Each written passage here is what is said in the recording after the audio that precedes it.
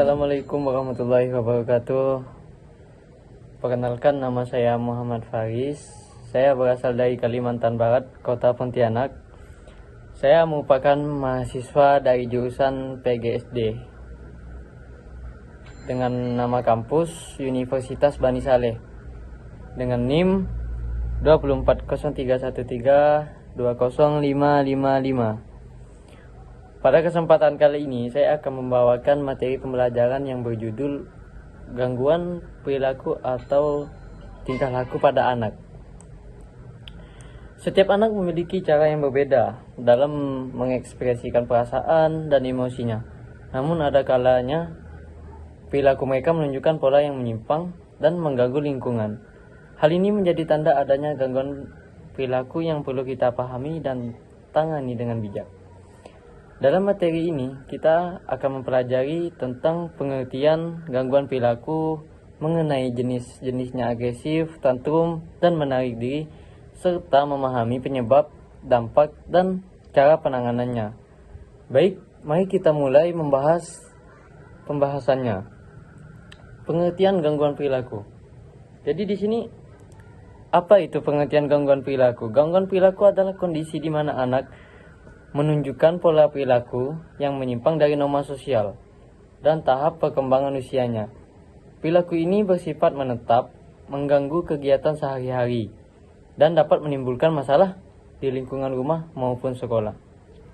Yang kedua, selain kita membahas apa itu pengertian gangguan perilaku, kita juga akan membahas jenis-jenis gangguan perilaku dan definisinya. Apa itu perilaku agresif? Perilaku agresif ialah tindakan menyerang secara fisik atau verbal, seperti memukul, membentak, atau merusak barang yang dilakukan untuk melukai orang lain atau sebagai bentuk ekspresi kemarahan. Contohnya seperti kita memukul teman karena tidak mau berbagi, seperti itu. Dan yang kedua, membentak guru ketika ditegur. Yang ketiga, menendang pintu atau merusak benda saat marah. Apa penyebab mereka bisa berperilaku agresif seperti itu? Adapun beberapa penyebabnya. Yang pertama, pola asuh keras atau kurang perhatian. Yang kedua, keteladanan perilaku kasar dari lingkungan seperti TV, orang tua, ataupun game. Jadi di zaman sekarang ini, di zaman modern yang seperti apa yang mungkin anak-anak itu diberikan HP atau memberikannya tontonan-tontonan yang tidak pantas ditontonkan kepada anak-anak yang belum masanya. Jadi mereka itu mencontohkan perilaku apa yang telah mereka tonton. Jadi itu. Kemudian perasaan cemburu, iri atau frustasi. Yang keempat, kelelahan emosional atau kurang tidur. Apa dampak terjadinya ketika anak seperti itu? Jadi dampaknya, anak sulit bergaul, sering berkonflik, mempunyai banyak masalah, bahkan bisa dikucilkan oleh teman-temannya di masa depan kemudian, dan juga bisa memicu perilaku antisosial. Yang kedua, B. Tantrum. Apa itu tantrum? Tantrum adalah ledakan emosi yang hebat yang muncul secara tiba-tiba sebagai bentuk ketidakmampuan anak mengendalikan perasaannya. Biasanya ditandai dengan menangis keras, berteriak, mengamuk, menendang, atau menjatuhkan diri ke lantai. Tantrum umumnya terjadi pada anak usia 1-5 tahun karena mereka belum mendapatkan mengekspresikan keinginan dan perasaan dengan kata-kata. Contoh tantrum, anak berguling-guling di lantai karena tidak dibelikan mainan, menangis histeris saat dilarang bermain HP, melempar barang ketika dilarang makan permen. Adapun penyebabnya, rasa frustasi karena keinginan tidak dipenuhi. Yang kedua, perubahan suasana yang mendadak. Yang ketiga, lelah, lapar, atau kurang istirahat. Yang keempat, ingin menarik perhatian orang tua. Jadi tantrum itu juga bisa, anak itu juga mempunyai keinginan untuk menarik perhatian orang tua. Kalau mereka tiba-tiba menangis keras, itu juga menarik perhatian orang tua. Apa dampak terhadap tantrum tersebut? Jika tantrum terus dibiarkan tanpa penanganan, anak bisa belajar bahwa dengan marah mereka akan mendapatkan apa yang diinginkan. Contoh kecilnya saja, ketika mereka tidak diberikan HP, itu mereka akan menangis keras, emosi, membentak, bahkan bisa melawan orang tua. Jadi dampak tersebut bisa berdampak buruk terhadap pembentukan karakter pada anak tersebut di masa depan yang akan datang. Poin selanjutnya, menarik diri dari lingkungan. Jadi menarik diri adalah kondisi di mana anak menunjukkan kecenderungannya menjauh dari interaksi sosial, enggan berbicara, tidak mau bermain, dan tampak lebih nyaman sendirian. Anak seperti ini terlihat pendiam, pasif, atau takut bersosialisasi. Adapun contoh perilaku menarik diri, anak diam saat diajak ngobrol atau tidak menjawab pertanyaan. Juga tidak ikut bermain saat teman lain bermain bersama. Lebih baik senang duduk sendiri atau menghindar saat diajak bicara. Adapun beberapa penyebabnya, trauma emosional, misalnya diejek, dibully, ditinggal orang tua. Selain rasa trauma dan emosional, penyebab selanjutnya adalah rasa malu atau rendah diri. Dan juga ketakutan berlebihan atau kecemasan sosial dan gangguan perkembangan, misalnya autisme, depresi ringan. Apa dampaknya terhadapnya? Menurunnya kemampuan sosial, kurang percaya diri, dan kesulitan dalam menjalin hubungan. Jika dibiarkan, bisa berkembang menjadi gangguan mental seperti depresi atau kecemasan kronis. Dampak gangguan perilaku.